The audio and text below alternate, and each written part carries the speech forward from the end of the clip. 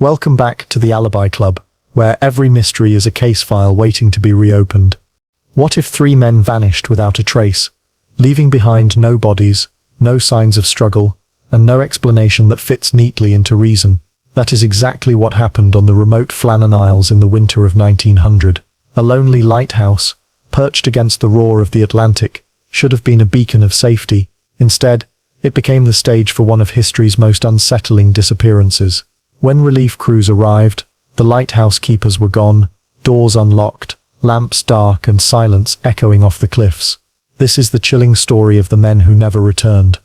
Imagine standing on a jagged rock in the middle of the Atlantic, wind slicing across your face, the sea below endlessly crashing into cliffs, so steep that no beach softens their edges.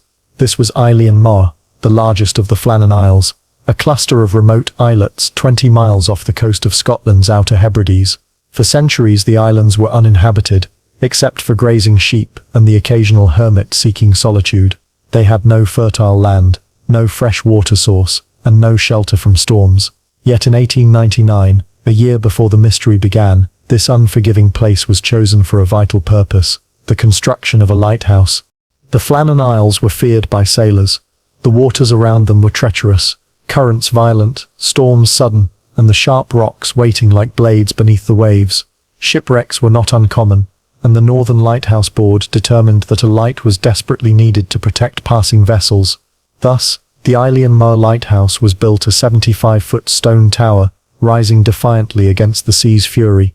It was fitted with a powerful lamp, visible for miles, and accompanied by small stone dwellings for the men who would tend it. To many, this structure symbolized safety. To the men who worked there, it represented isolation. Life as a lighthouse keeper was no simple duty. The position demanded vigilance, discipline, and endurance. Unlike coastal lighthouses with easier access to towns, Flannan's keepers lived cut off from the world for weeks at a time. Supplies and relief shifts came by boat, weather permitting. The routine was strict: polishing the glass, winding the clockwork mechanism, checking oil, recording weather in meticulous logs. Everything had to be perfect, because a single lapse could mean a shipwreck. Yet beyond the routine, there was the silence. The vastness of the ocean, the endless winds, and the absence of human society pressed heavily on the mind. The lighthouse stood on the highest point of the island, more than 200 feet above sea level. The only landing place was a narrow, precarious stone platform carved into the cliff.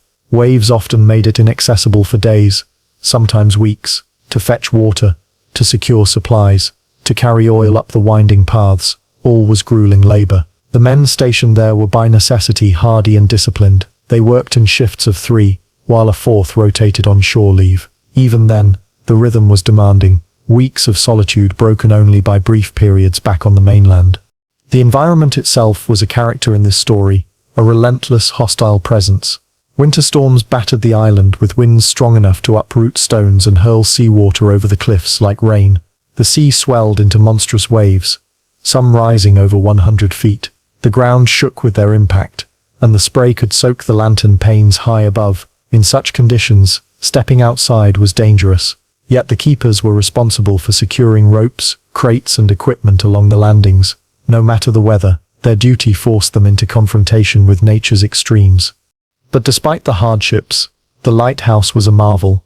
It was lit for the first time on December 7, 1899, a triumph of human determination over hostile terrain. For sailors, the light was a blessing. For the keepers, it was a burden they bore with quiet resilience. In maritime tradition, lighthouse keepers were often unsung heroes, faceless men guarding lives from afar. Yet on Flannan, the job was particularly brutal. Reports from the early days spoke of eerie cries carried by the wind, of strange silences between gales, and of the crushing weight of isolation. Still, the keepers persisted, maintaining a steady flame against the void. When you imagine the Flannan Isles in December 1900, you must imagine this scene: 3 men alone in the stone tower, surrounded by nothing but ocean. No contact with the outside world, no escape from the relentless wind, their only purpose to keep the light burning. And then, suddenly, that light went dark. Ships noticed, the relief crew came, and the men who had braved storms and solitude were simply gone. This first glimpse of the environment sets the stage for what would become one of the most enduring maritime mysteries of the 20th century. The Flannan Isles Lighthouse was not just another workplace, it was a fortress against chaos. But in the end, it may also have been a prison, one that swallowed its keepers into silence forever. The Flannan Isles Lighthouse did not run itself. Behind its steady beam were men, ordinary in appearance, extraordinary in endurance, chosen for their ability to withstand both monotony and the merciless Atlantic. By December 1900, 3 such men had taken up residence in the lighthouse on Isle Moe: James Ducat, Thomas Marshall, and Donald MacArthur. Each of them carried a story, and together they formed the trio whose disappearance would confound generations. James Ducat was the principal keeper, a seasoned man in his 40s with years of lighthouse service behind him. Colleagues remembered him as steady, reliable, and calm under pressure. Ducat had a wife and children waiting for him on the mainland, and he bore the responsibility of command with quiet seriousness. In the harsh world of lighthouse duty, discipline was survival. Ducat's notes in the logbooks show a man who took the task with precision, recording details without flourish, wind speeds, barometer readings, the lighting of lamps. If there was a man fit to keep chaos at bay on a desolate island, it was Ducat. Second in charge was Thomas Marshall, younger, only in his 20s, but already tested by the lighthouse service. Marshall was ambitious, eager to prove himself, and though not yet hardened by years at sea, he had the resilience demanded by the post. He was also the one who would later leave behind the most intriguing and troubling notes in the log, entries that hinted at more than routine weather observations. His presence on Isle Moe was both a duty and a trial, one that would end far sooner than anyone could have predicted. The third man, Donald MacArthur, was different from the other two. Unlike Ducat and Marshall, MacArthur was not a trained lighthouse keeper. He was a seaman, drafted in temporarily to replace a man on shore leave. At 40 years old, MacArthur was known in his community as strong-willed, outspoken, and even hot-tempered. A family man as well, he had a wife and children depending on him. But among his neighbors, he had a reputation for occasional brawling, the kind of man whose passions ran hot when provoked. Why he accepted the assignment, perhaps duty, perhaps extra pay, remains a question. Some would later whisper that his presence in the lighthouse was the weak link, the one element that could have tipped routine into conflict. Together, Ducat, Marshall, and MacArthur represented 3 different temperaments: the steady leader, the diligent apprentice, and the reluctant outsider. It is easy to imagine them sharing meals in the small stone quarters, the smell of oil in the air, the wind battering against the walls, silence punctuated only by the logbook entries, the winding of clockwork, and the lonely cry of seabirds circling outside. For weeks they would live in each other's company, bound not by friendship but by necessity. It was a crucible of endurance, where human nature had little room to hide. Life on the island required cooperation. One man tended the light, another handled maintenance. The third kept watch or worked the landings. Chores included hauling coal, carrying oil up steep paths, cleaning equipment, and ensuring every detail of the lantern's mechanism functioned without error. The lighthouse was both workplace and prison, the men both guardians and inmates.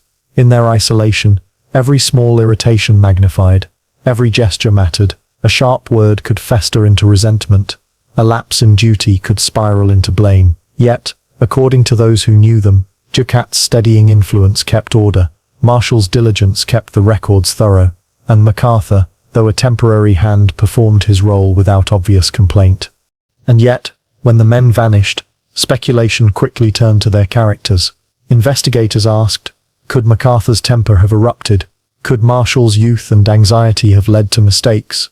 Or was Ducat, the veteran, too calm to see trouble brewing? Without their voices, all that remained were their reputations and the silence of the lighthouse. Families on the mainland defended their loved ones fiercely. These were not men who would simply abandon their posts, they argued. They were devoted to their duty, to their families, to the light itself. If something happened, it was beyond their control. What deepens the mystery is the sense that these men were not strangers to hardship. Ducat had survived years at sea, Marshall had already faced violent storms during previous postings, and MacArthur had lived through both the dangers of the ocean and the conflicts of community life. None were fragile or naive. They were in fact exactly the kind of men chosen for such isolated and brutal service, and yet they disappeared as though the island itself had swallowed them. It is perhaps this clash, the ordinariness of the men against the strangeness of their fate, that makes the Flannan Isles mystery endure. These were not nameless figures. They were husbands, fathers, neighbors, respected in their small towns. They walked the same roads as others, spoke in familiar voices, wrote letters home. Their absence was felt deeply by families waiting for their return, children who never saw their fathers again, wives who lived with questions that outlasted grief. The keepers were chosen for their strength, and in the end, their vanishing revealed the limits of human control in the face of nature, or something darker. When the relief ship arrived that December, it did not simply find a lighthouse abandoned.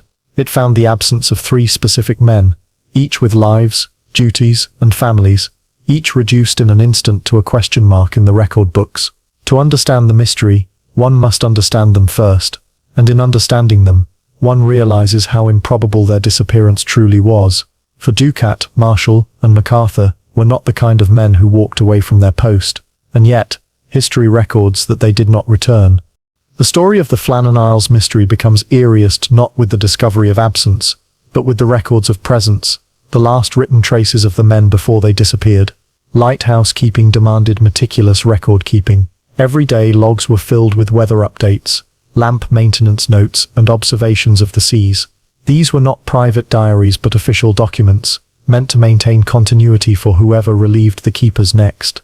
Yet, in December 1900, the entries in the Flannan logbook took a strange turn, one that has fueled over a century of speculation. The last dated entries were written by Thomas Marshall, the youngest of the trio. Marshall was diligent, precise, and keen to prove his worth in the service. His notes began predictably enough. Stormy weather, gale-force winds, heavy seas pounding the cliffs. But then the tone shifted. He recorded details that were unusual for such a log. Severe winds, the likes of which I have not seen in 20 years, one entry read. For a young man in his 20s to claim experience of 20 years raised eyebrows among investigators later. Was it exaggeration, a mistake, or a sign of stress clouding his judgment? More troubling were the personal notes that slipped into his otherwise clinical recordings. He wrote that Principal Keeper James Ducat was very quiet, while Donald MacArthur, the temporary hand, had been reduced to tears by the storm's ferocity. For lighthouse men, hardened by solitude and seas, such comments were striking. Crying, fear, and silence were not the vocabulary of duty. They suggested a breakdown of morale inside the tower. Marshall himself noted feeling severely stressed, describing the storm as relentless and unnerving. And yet, maritime records on the mainland did not confirm storms of the severity he described, at least not in the exact window he recorded. Some have wondered if he exaggerated, or if local conditions on the island were far worse than anyone on shore realized. December 13th was one of the last clear entries. Marshall recorded a storm of unusual power, rain lashing the island, wind screaming over the cliffs. By the 15th, the last log noted that the storm had passed, the men had prayed together, and all is well. It is this sudden tonal shift that unnerves many. If the storm truly broke them, why the calm conclusion? If they truly recovered their spirits, why did they never leave the island alive? To some, the phrasing reads like forced reassurance, as if Marshall, or whoever wrote it, was trying to convince himself that things were normal again. The logbook ends abruptly after the 15th. For days afterward, no new entries were recorded. By the time the relief ship arrived on December 26th, 10 days had passed without a word. The lighthouse was dark, its lamps unlit, its records unfinished. Silence had replaced the steady rhythm of observations. That silence still speaks louder than any storm. Imagine yourself in those final days, 3 men trapped on a rock as storms crashed against cliffs. The sound so loud it shook their quarters, the isolation so heavy it pressed against their minds. Perhaps one of them broke under the pressure. Perhaps the storm eroded their discipline, or perhaps, as Marshall's strange notes suggest, something else disturbed them, something that could not be easily written in official logs. We will never know. But the fact remains, the last words left by the keepers carry the weight of finality, written in a hand that would never record again. And this is where I want to pause to bring you, the listener, into the story. Right now, wherever you are, you're hearing about men stranded in isolation over a century ago. Their words survived, but they did not. It makes you wonder, where are you as you listen? Are you in your room at night, lights low, hours slipping toward midnight? Or perhaps you're watching on a morning train, the world moving outside while you consider the silence of an island. Tell me, what time is it for you right now, and from what place in the world are you joining us? Let me know in the comments, because in a story like this, Perspective matters. The keepers wrote their final lines on a storm-lashed island. Your final line in this moment is wherever you sit, hearing their voices through history. Returning to the logs, investigators would later scrutinize every line, every shift in tone. Some dismissed them as exaggerations by a young man unnerved by his duty. Others argued they were too personal to be routine, evidence of a mind fraying under isolation. A few even believed the last lines, "Storm ended, sea calm, God is over all," sounded like a farewell, a final prayer recorded before stepping into the unknown. What is undeniable is that those words mark the last confirmed moment of the keeper's presence. Beyond that, silence reigns. It is almost poetic that the last traces we have are words, fragile, subjective, easily bent by interpretation. They give us just enough to sense unease, but not enough to explain absence. The men spoke through ink until they vanished into air. The logs are like shadows left on paper, evidence of life that would suddenly stop. In this way, the Flannan Isles Mystery begins, not with the discovery of the empty lighthouse, but with the uneasy words written inside it. And so, with the final log entry of December 15th, the official record of the keepers ends. 10 days later, their relief ship would arrive to find no men, no voices, only the abandoned lighthouse standing against the wind. What happened in that gap between the last words and the first discovery is the abyss we are about to enter. On the morning of December 26, 1900, the steamer Hesperus cut across the grey Atlantic toward the Flannan Isles. Christmas had just passed, and aboard were not only supplies but also the expectation of reunion and routine. Relief trips were part of the lighthouse system. New men would arrive to take over duties, and the keepers who had been marooned for weeks could finally rest. But as Captain James Harvey steered closer to Eilean Muir, unease began to ripple through the crew. Something was wrong. The lighthouse, towering on the cliff, should have been alive with movement. A flag was usually raised when relief was due, a small but crucial signal to the ship approaching from the mainland. Yet no flag flew.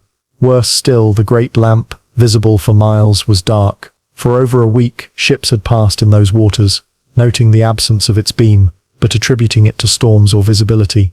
Now, with the Hesperus drawing close, the silence of the tower felt ominous. Captain Harvey ordered the horn sounded, the blast echoing across the rocks. No answering signal came.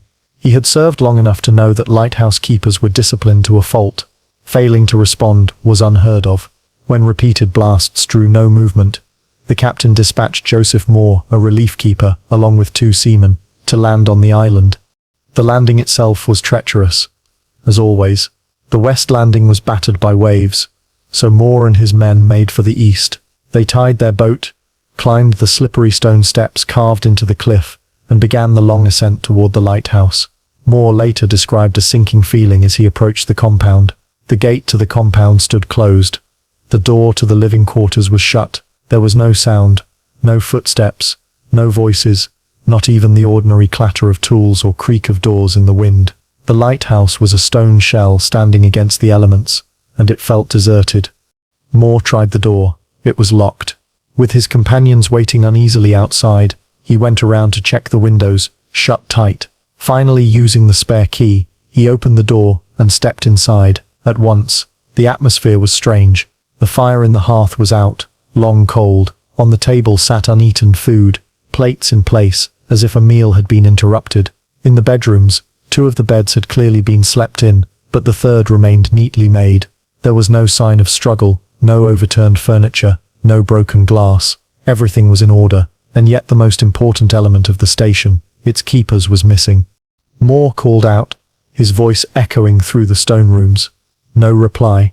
He climbed the tower, checked the lantern room. The lamps were clean, filled, but unlit. The machinery was in working order. It was as though the men had stepped out for a moment, only they had not returned. Shaken, Moore hurried back to the landing and reported his findings to Captain Harvey.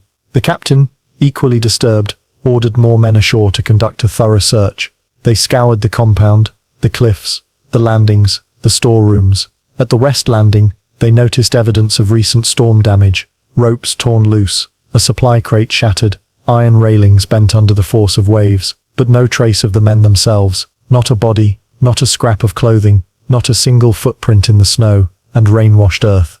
Back aboard the Hesperus, Harvey wrote a message to the Northern Lighthouse Board. A dreadful accident has happened at Flannan's. 3 keepers have disappeared from the island. Night has come. We could not wait to make a thorough search. The clocks had stopped, and other signs indicated the accident must have happened about a week ago. The ship returned to port with the grim report. News travelled quickly through Scotland. The lighthouse keepers were gone, and no one knew how or why. Families waited for official word, clinging to the possibility of rescue. But as the details emerged, the locked doors, the untouched meal, the cold hearth, that hope dimmed. These were not men who had simply wandered off. Their posts were sacrosanct, their discipline drilled into them. To abandon the light was unthinkable. To vanish without trace was unimaginable. For the men of the Hesperus, the sight of the abandoned lighthouse haunted them long after they returned home. Moore, especially, was shaken. He had expected to relieve fellow keepers, to share a meal and a word, not to walk into silence. His account remains one of the most vivid, because he felt the weight of their absence in every detail. The lighthouse, built to resist storms, had instead swallowed its own guardians. The relief ship's arrival did not solve the mystery. It cemented it. The facts were simple. 3 men assigned to a remote station had disappeared. No bodies, no farewell, only silence. The ordinary had become extraordinary in its strangeness, and in that moment, the Flannan Isles Mystery passed from a practical concern into legend. From there the investigation would unfold, theories would sprout, and imaginations would seize upon the gaps. But it all began with the eerie discovery on December 26th, when the Hesperus drew near and found not the reassurance of human presence, but an empty tower staring out to sea. When investigators stepped ashore at Eilean Mar, after the disappearance was reported, they did not find chaos. That, in itself, was disturbing. A violent struggle would have left signs, broken furniture, blood, or at least disarray. Instead, the lighthouse seemed eerily normal, as if the men had simply vanished in the middle of an ordinary day. Yet within that normalcy were subtle details, small, chilling pieces of evidence that raised more questions than they answered. The first oddity was the state of the coats. Each man was assigned heavy oilskins to protect against the brutal winds and relentless spray when working outdoors. These garments were essential. No one would willingly step outside in December without them. Investigators noted that 2 sets of coats were missing from the pegs near the door, but the third remained. This suggested that 2 men had left together in haste, while one had stayed behind, or left unprotected. But why? The presence of a coat inside implied someone might have rushed outside without time or reason to prepare. That single abandoned coat became one of the most haunting details of the case. Inside the quarters, the dining table showed signs of use but not completion. Plates were set, food had been prepared, and a meal appeared to have been interrupted. It was not clear whether the men had been in the middle of eating when something drew them outside, or whether the food had been laid out and left untouched. Either way, the picture was one of abrupt departure. Investigators were struck by the sense that the keepers had not planned to be gone long. They had left as if expecting to return within moments. Then there was the matter of the clocks. The mechanisms inside the lighthouse had wound down, their hands stopped, as if frozen at the moment the men ceased their duties. This alone told investigators that the lighthouse had been unattended for days, its light left unlit, its duties abandoned. For trained keepers, this was unthinkable. The meticulous winding of clockwork was as routine as breathing. To let it stop was to invite disaster for ships at sea. That the clocks were silent only deepened the strangeness. In one of the rooms, a chair had been overturned. It seemed minor compared to the missing men, but in such an orderly environment, any disruption spoke volumes. Had someone stood up in sudden alarm, knocking it over, or was it the careless gesture of someone in haste? To families desperate for answers, even this detail became part of the puzzle. The chair became symbolic of a moment. Whatever drew them away from safety had come swiftly. The lamp room above was another focus of attention. The great lantern, designed to cut through Atlantic darkness, was clean and well supplied. Oil remained in the canisters. The wicks were prepared. The light had not been neglected. It had simply not been lit. This meant the men had done their duties up until the end. There was no sign of negligence, no abandonment of routine. Their professionalism carried on, and then stopped suddenly, like a sentence cut off mid-word. Down at the West Landing, investigators discovered damage consistent with a storm. Iron railings had been bent and twisted by powerful waves, a supply box smashed, ropes pulled from their fixings. It was clear that the island had recently been battered by tremendous seas. But the strange part was how selective the evidence appeared. Not everything was wrecked, only certain structures at the lowest point.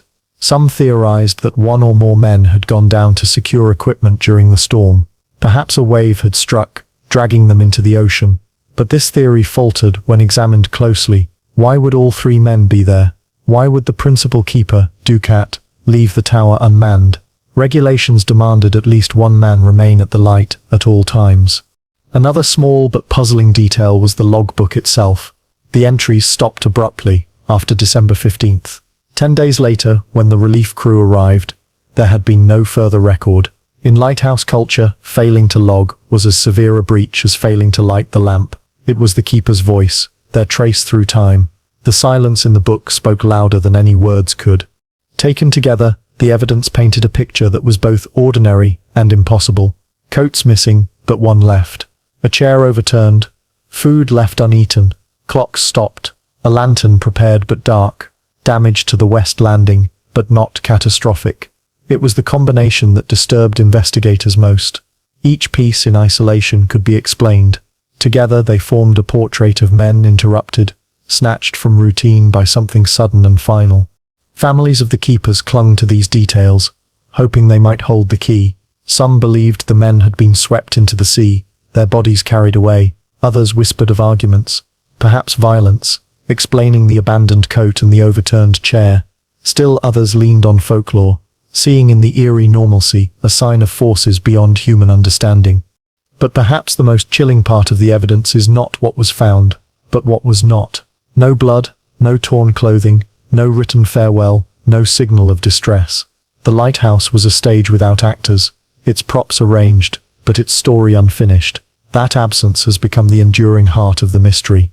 For those who first walked through the rooms of the lighthouse, it was like stepping into a play frozen in time. The air carried the weight of recent human presence. But no humans remained. Their coats, their chairs, their food, all ordinary things were transformed into symbols of loss. The evidence left behind was not enough to solve the case. It was just enough to ensure that the case would never be forgotten. When the disappearance of the Flannan Isles keepers first came under official scrutiny, one explanation rose quickly to the surface: the storm theory. It was, in many ways, the most logical account available. No need for ghosts, curses, or mutiny, just the merciless force of the Atlantic Ocean, sweeping away three men who had the misfortune of being in the wrong place at the wrong time. Yet, like much in this case, even the simplest theory leaves cracks when examined too closely. The west landing of Eilean Moa told its own story. Investigators noted damage that bore the signature of violent weather: twisted iron railings, a supply box smashed to splinters, ropes and tackle torn from their fixings. This was not the work of ordinary seas. Only massive waves, striking with incredible force, could have wreaked such havoc. The Flannan Isles, perched in one of the roughest stretches of water in the North Atlantic, were no stranger to these sudden towering walls of water. Sailors spoke of rogue waves, rising from calm seas without warning, capable of swallowing entire ships. For lighthouse keepers working on narrow stone steps carved into cliffs, a single wave could mean instant death. The theory proposed that the men, hearing the storm's fury battering the landing, rushed down to secure equipment. Loose ropes, damaged cranes, and shifting crates could easily be destroyed, or worse, become deadly projectiles if left untended. Lighthouse protocol demanded vigilance, and it was not unusual for keepers to check the landings after storms. Perhaps Principal Keeper Ducat ordered Marshall and MacArthur to assist him. Perhaps two of them went first, and the third followed. In this account, they were caught mid-task, struck by an enormous wave that hurled them into the sea. No chance for escape, no chance for return. The Atlantic claimed them, erasing their presence as though they had never stood on the rocks at all. On the surface, the storm theory fits the physical evidence. The damage at the west landing suggests great force. Two coats missing from the lighthouse could mean two men went down prepared, while the third, his coat still on the peg, may have rushed after them in haste when danger struck. The overturned chair inside could represent someone rising suddenly at the alarm. In maritime culture, duty sometimes overrode caution. If equipment was at risk, the men might have braved even the deadliest conditions to secure it. Their discipline and sense of responsibility, ironically, may have led them to their deaths. But, for all its simplicity, the storm theory is troubled by several inconsistencies. First, weather records on the mainland did not match the level of storm activity described in the keeper's final logs. While seas were rough, no catastrophic storm was reported in the area on the dates in question. This raises the possibility that either the island experienced far worse conditions in isolation, a common occurrence in such exposed locations, or that the log entries reflected stress rather than meteorological fact. Second, regulations required that one man always remain at the lighthouse. It was a rule drilled into every keeper, ensuring that the light would never be left unattended. If Ducat, Marshall, and MacArthur all went to the landing together, they broke that rule. Why would a principal keeper with Ducat's experience risk leaving the tower unmanned? Investigators struggled to reconcile his discipline with such a breach, unless, of course, circumstances were extraordinary. Some argued that damage at the landing might have posed such a danger to their supply lines that all three men felt compelled to act immediately. A third inconsistency lies in the absence of bodies. The sea is merciless, but it often gives back what it takes. In many maritime accidents, drowned sailors are eventually washed ashore, sometimes days or weeks later, yet in the case of the Flannan Isles, no body was ever recovered. The Atlantic currents are powerful, true, but the complete disappearance of three men, without even debris linked to their persons, left doubts lingering. There is also the matter of timing. The last log entries suggest the storm had passed by December 15th, with seas calming and all well. If this was true, why would the men still be checking the landing days later, after conditions improved? Some argue that damage from the earlier storm may have gone unnoticed until then, or that another, smaller squall delivered the fatal blow. Others believe the logs themselves cannot be trusted at face value, either written under duress or altered in ways we cannot prove. Still, among all the theories, the storm explanation remains the official account favored by the Northern Lighthouse Board. It is practical, grounded in physical evidence, and consistent with the environment's dangers. The board's conclusion was simple: the keepers died performing their duties, dragged to sea by forces they could not resist. The case was closed administratively, even if it remained wide open in the minds of the public. For families of the lost men, the storm theory was both a comfort and a torment. Comfort, because it offered a rational account, sparing them from rumors of mutiny or madness. Torment, because it reduced their loved ones to casualties of weather, swallowed by waves without burial or closure. To this day, descendants debate whether the Atlantic alone could have been responsible, or whether something else lingered in those final hours. What gives the storm theory its weight is not just the physical damage, but the psychology of the men themselves. These were keepers dedicated to duty above all. If a storm threatened their landing, they would not hesitate to act. Their training, their character, their pride all pointed toward responsibility, even in danger, and it may be that their sense of duty became the very chain that dragged them into the sea. But the mystery of the Flannan Isles refuses to settle neatly. If the storm theory were sufficient, the story would have ended in 1900.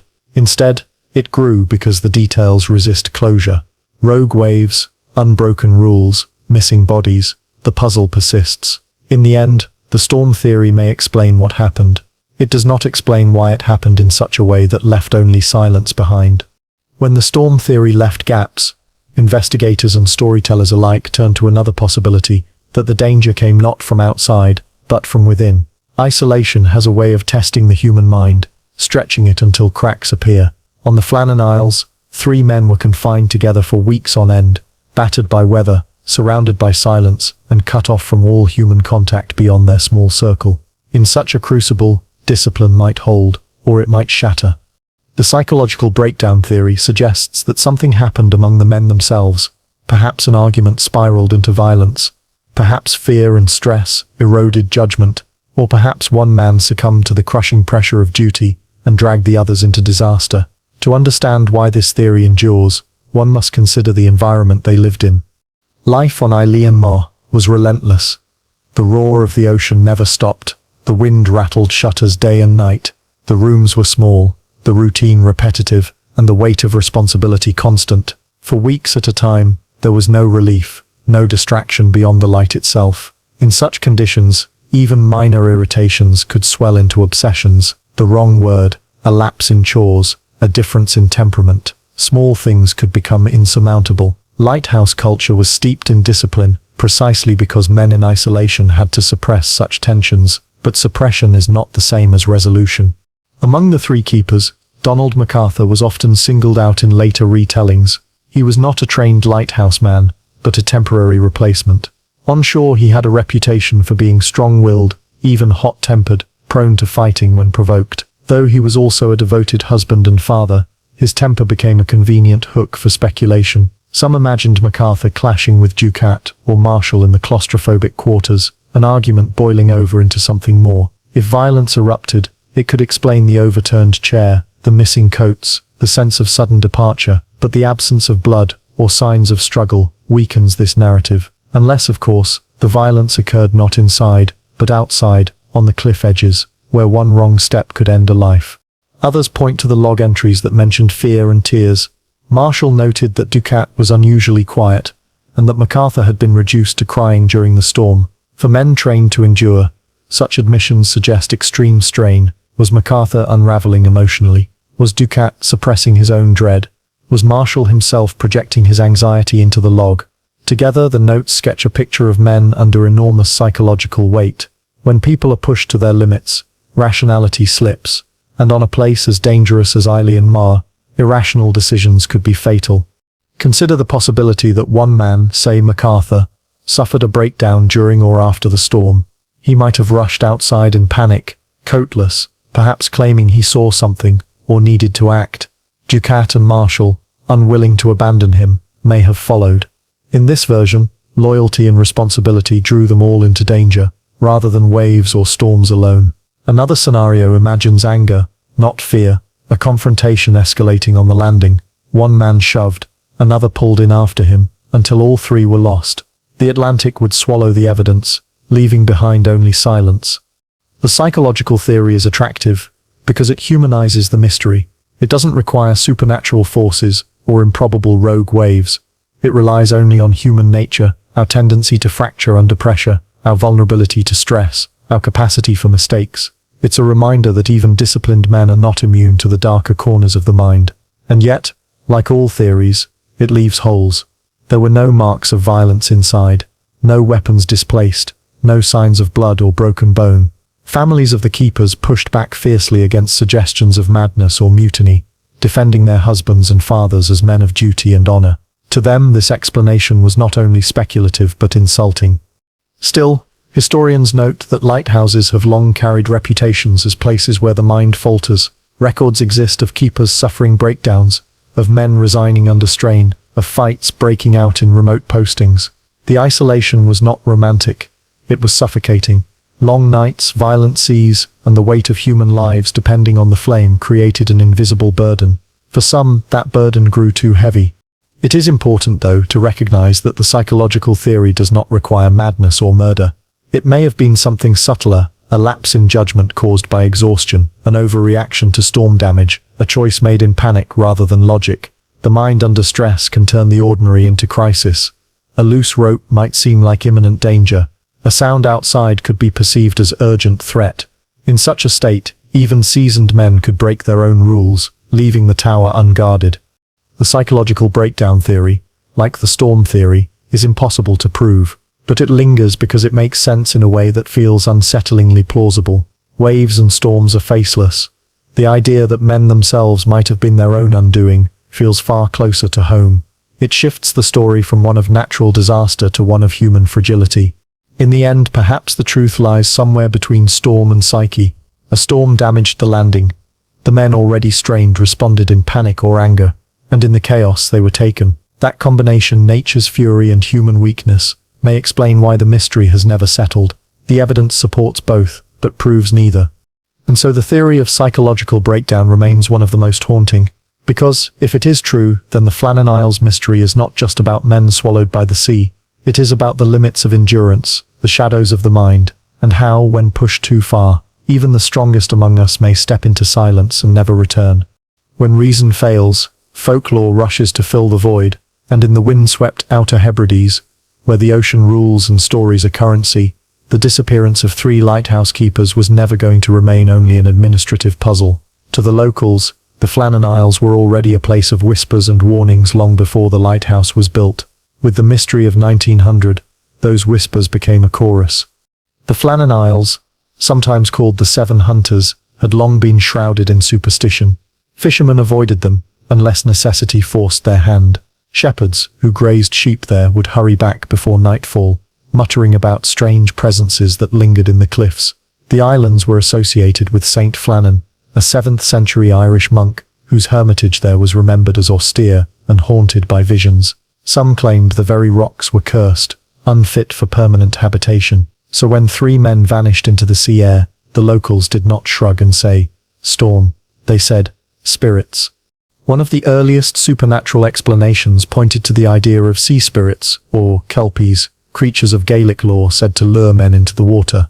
The Atlantic, with its deceptive calm and sudden violence, seemed an obvious home for such beings. To those inclined toward legend, the keepers were not swept by chance. They were taken. The missing bodies fit perfectly into such tales. If the sea spirits had claimed them, there would be nothing to find. Others whispered of the phantom of Eilean Mor. Long before the lighthouse, some locals swore the island was haunted. Strange lights, disembodied voices, and figures glimpsed at dusk were woven into stories passed down generations. After 1900, these stories gained new life. The silence of the lighthouse, the uneaten meal, the missing men, all were evidence not of waves but of a haunting fulfilled. The island, they said, simply reclaimed what man had no right to place there. Another thread of folklore leaned into darker imagery, the wrath of the sea witch. In Hebridean tales, the sea is not just water, it is alive, temperamental and vengeful when disrespected. Building a tower of stone on sacred ground, lighting a fire to command the seas, could be seen as provocation. When storms tore at the West Landing and dragged the men away, some said it was no accident but punishment, a curse, awakened by the lighthouse itself. Poets and writers seized upon these myths. In 1912, Wilfred Wilson Gibson wrote the famous ballad Flannan Isle, painting the scene as spectral and eerie, where absence was explained by the supernatural rather than the natural. In his verse, the keepers are ghostly silhouettes, swallowed by mystery itself. The public embraced this interpretation. After all, the supernatural has a way of satisfying curiosity where facts cannot. And yet, even skeptics admit there is something uncanny about the case that lends itself to folklore. The ordinary evidence, the coats, the overturned chair, the stopped clocks, reads like the staging of a ghost story. A fire left cold, food abandoned, silence where voices should be. These are tropes of the haunted house. The Flannan Isles Lighthouse was not a mansion in the woods, but its details fit the atmosphere of the uncanny all the same. The supernatural theories, of course, clash with reason. There is no proof of kelpies or curses, no evidence of spectral hands dragging men from their posts. But the power of these theories lies, not in proof, but in resonance. In the Hebrides, where storms can destroy without warning, and lives are often lost at sea, the line between natural and supernatural is thin. To those who lived in sight of the ocean's fury, attributing disappearances to spirits felt no less rational than blaming a rogue wave. Even today, visitors to the Flannan Isles remark on the atmosphere. The wind never ceases. The cliffs groan under the waves. Birds circle endlessly, their cries sharp and mournful. Standing in the abandoned lighthouse, one can feel the press of absence, as though the keepers are just beyond sight. Rationally, it is only architecture and weather. Emotionally, it is haunting. That feeling, more than any evidence, fuels the supernatural theories. It is also worth noting how the supernatural stories serve a deeper function. They give shape to grief. For the families left behind, believing the men were taken by spirits may have been easier than imagining them crushed under waves or turned against each other in violence. Legends turn tragedy into myth, transforming anonymous loss into something almost sacred. In that sense, the folklore surrounding the Flannan Isles is less about fear and more about meaning. The supernatural theories endure because they are part of the human response to mystery. When logic falters, stories rise. For over a century, the Flannan Isles Mystery has carried both the official explanation of storms and the unofficial murmur of spirits. In the end, neither fully convinces, but both satisfy in different ways. To this day, storytellers relish the eerie silence of the empty lighthouse, the idea of unseen forces, the thought that 3 men stepped out of human history and into legend. And while historians point to practical explanations, the wind across Eilean Mor still whispers with the voices of folklore, as if the island itself insists that something more than storms and mistakes occurred there. Whether you believe in kelpies, curses, or only the cruelty of nature, the fact remains the Flannan Isles were never ordinary. And when 3 men vanished without a trace, the line between fact and folklore blurred forever.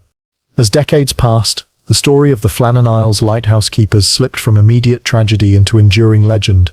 But legends alone were not enough for investigators, scientists and maritime historians who refused to leave the case in the hands of folklore. Instead, they returned to the evidence with modern tools, hoping to answer the century-old question: what really happened on Isle Mar? The Northern Lighthouse Board, responsible for maintaining safety along Scotland's treacherous coasts, had filed its official report in 1901, leaning toward the storm theory. But later researchers noted that the report left as many questions as it answered. It acknowledged the damage at the West Landing, but did not fully explain why all three men might have been there together. The assumption was that duty called them outside, but regulations requiring one man to stay inside the lighthouse were hard to dismiss. Over the years, maritime historians revisited the case with sharper scrutiny, challenging details that had once been accepted as fact. In the mid-20th century, oceanographers began analyzing the phenomenon of rogue waves, massive solitary walls of water, rising suddenly from otherwise moderate seas. Once dismissed as sailors' tales, rogue waves have since been documented by scientific instruments. Some have reached over 90 feet, striking without warning and capable of destroying ships. Applied to the Flannan Isles, the rogue wave theory gained credibility. If one such wave struck the West Landing while the men were working there, it could easily have pulled them into the sea in seconds. Their bodies may never have resurfaced, swept into deep channels by the fierce currents surrounding the island. More recent studies have also examined meteorological data from December 1900. While mainland weather records did not report catastrophic storms, localized conditions around the Flannans may have been far worse. The islands sit directly in the path of the North Atlantic's fiercest winter winds, funneled and magnified by the geography of the seabed. Microclimates are common in such exposed places, meaning a storm could batter the island without leaving strong traces in mainland reports. Satellite analysis and computer modeling, applied decades later, supported the possibility that enormous waves could have struck Isle Mar around the time of the disappearance. Other modern investigators have focused on the psychology of lighthouse duty. Case studies from later postings reveal that breakdowns were not uncommon in such isolating environments.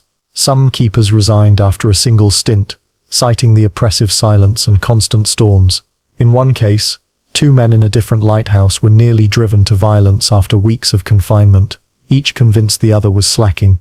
Against this backdrop, the possibility of psychological strain in the Flannan keepers gained renewed attention. While no direct evidence of conflict was found, the logbook entries describing fear, silence and stress have been reassessed by psychologists as potential indicators of eroding mental health. Yet, despite these modern insights, the case remains stubbornly resistant to closure. For every new theory, there is a counterpoint. If rogue waves were responsible, why did the logs end calmly with all well? If psychological breakdown played a role, why was no sign of struggle left behind? If storm damage explained their absence, why was one coat left hanging inside?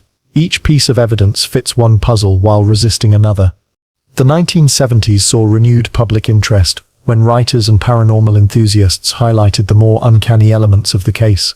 Television programs dramatized the disappearance, often leaning into the supernatural, but alongside the sensational came serious re-examinations.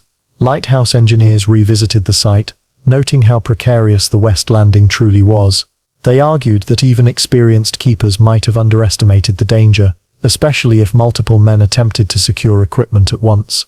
By the late 20th century, the rogue wave theory had become the most widely accepted explanation among maritime professionals. In 1995, further analysis of maritime records around the Hebrides confirmed that rogue waves of unusual size had been observed in that region. The European Space Agency later captured satellite images of waves exceeding 80 feet in the open ocean. These findings breathed new life into the simplest explanation. The keepers were performing their duty, and the sea, indifferent and merciless, claimed them.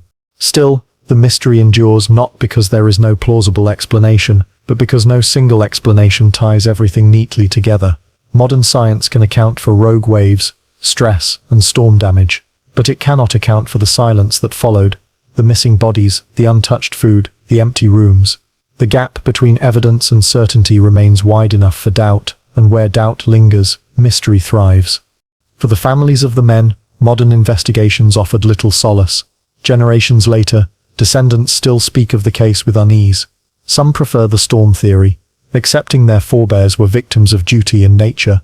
Others resent suggestions of psychological breakdown, seeing it as an insult to their ancestors' discipline. A few embrace the folklore, preferring myth to science. In this way, the modern investigations have not closed the case but expanded it, layering new interpretations onto old. Ultimately, the scientific lens reminds us that the Atlantic Ocean itself is explanation enough. It does not need ghosts or madness to swallow men whole.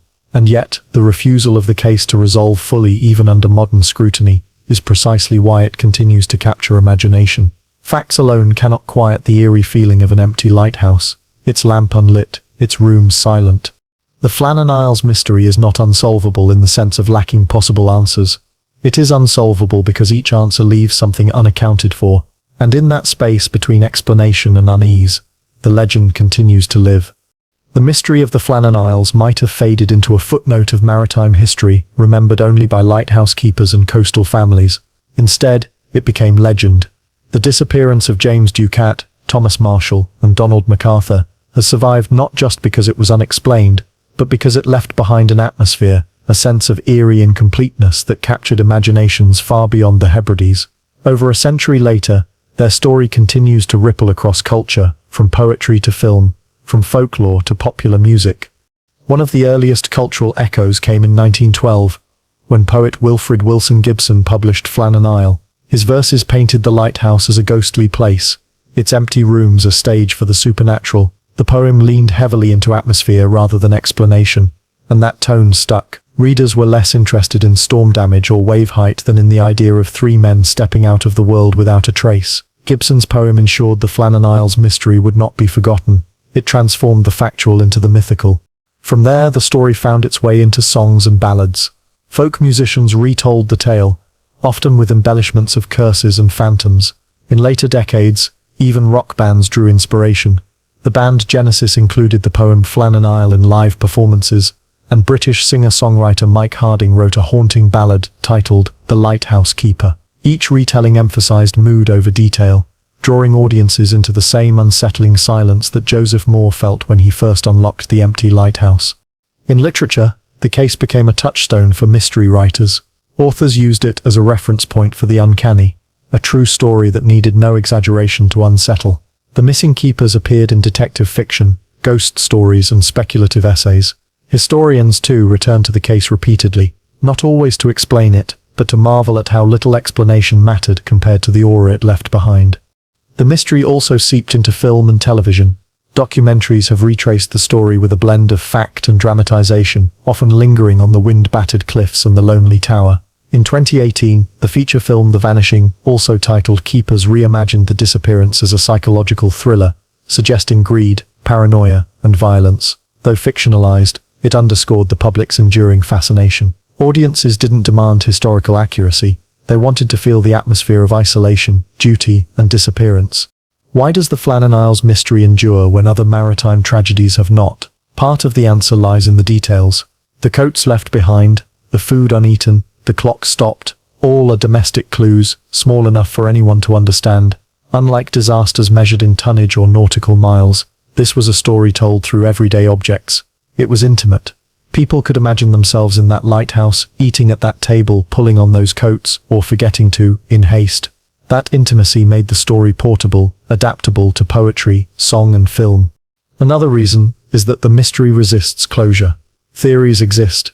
Storms, rogue waves, psychological breakdowns, but each one leaves something unanswered. The gaps invite speculation, and speculation invites stories. The Flannan Isles have become less about what happened, and more about what could have happened. Every listener supplies their own ending, and in that way, the story becomes personal. The legacy also speaks to a broader human theme. Our uneasy relationship with isolation, the idea of being cut off from the world, responsible for life or death duties in a place where the sea never rests, is both alien and relatable. Most people will never live in a lighthouse, but many understand the pressure of duty, the strain of confinement, the fear of vanishing without explanation. The Flannan Isles Mystery taps into these universal fears, making it timeless. For lighthouse keepers themselves, the story has become cautionary legend. Throughout the 20th century, new recruits heard the tale not as entertainment but as reminder. Vigilance was not just duty, it was survival. Some treated it as warning against complacency, others as a grim acknowledgement that even with discipline nature might win. In this sense, the disappearance has become part of lighthouse culture itself, embedded into its folklore, alongside the daily grind of winding mechanisms and polishing glass. Tourists and researchers still visit the Flannan Isles, though the lighthouse was automated in 1971 and no longer requires human keepers. Standing on the cliff, one can still feel the weight of the story. The wind howls the same way it did in 1900. The sea smashes against the rocks, and the tower looms with its empty windows. For those who go, the mystery is not an abstract tale, but a physical presence. The air itself seems to carry the silence of the missing men. In the end, the legacy of the Flannan Isles is not about solving the case, it is about inhabiting the mystery.